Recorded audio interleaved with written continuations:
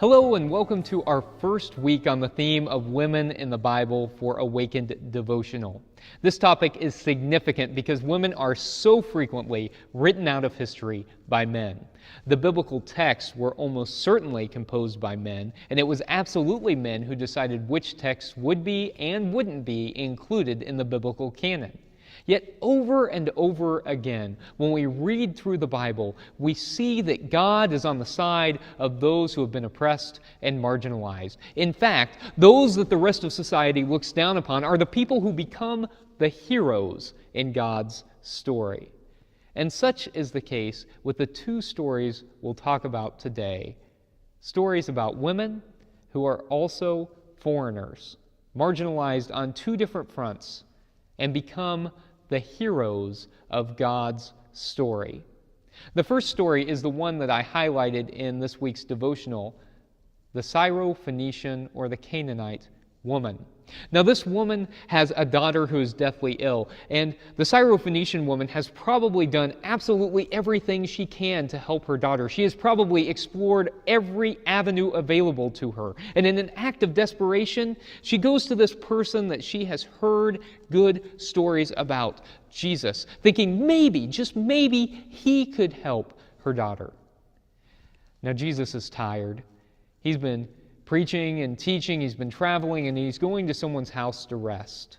And in an uncharacteristic move, as the Syrophoenician woman approaches Jesus, he dismisses her. He says, "Go away, woman." Should not the children, his people, be fed before the dogs, her people, foreigners? He calls her a dog. Now, theologians have been really uncomfortable with this and have tried all kinds of theological gymnastics to make it not sound so bad, but Jesus calls this foreign woman, who's also unnamed, a dog.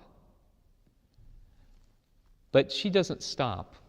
She says, "Do not even the dogs deserve scraps from the table?" And in that moment, Jesus recognizes what he has done. He has had a blind spot.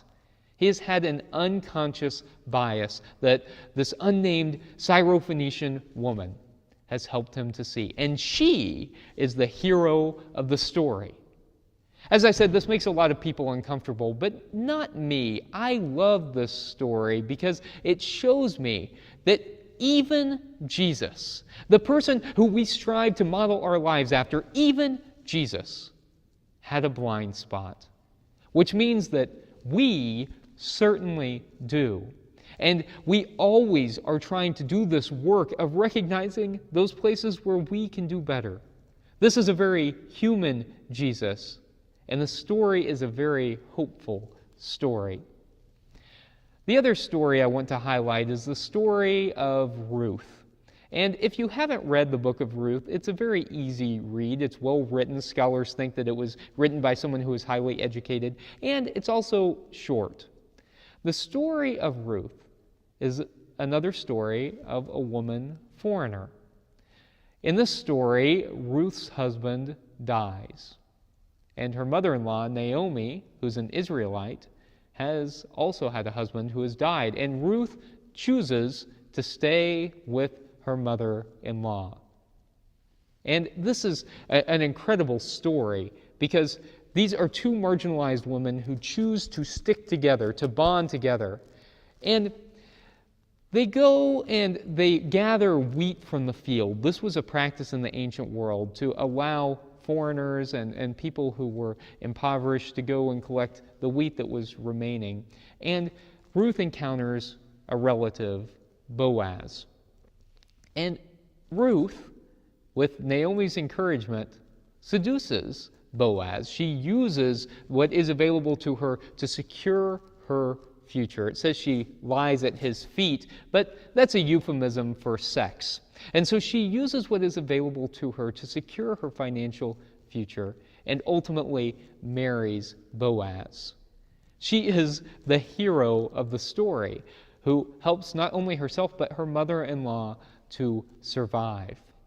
Ruth is so significant that she is one of only 4 women who is listed in Jesus' genealogy in the book of Matthew. The women we find in the Bible are strong women who are fighting for survival and who are theologically significant in the ways that they contribute to Jesus' life. Ruth is an ancestor of Jesus, the Syrophoenician woman as someone who teaches Jesus how to love more fully. May we look for all those women in the Bible who have things to teach us about faith as well, and the women in the church and in our lives who are contributing to the good things that God is doing. May it be so, and thanks be to God.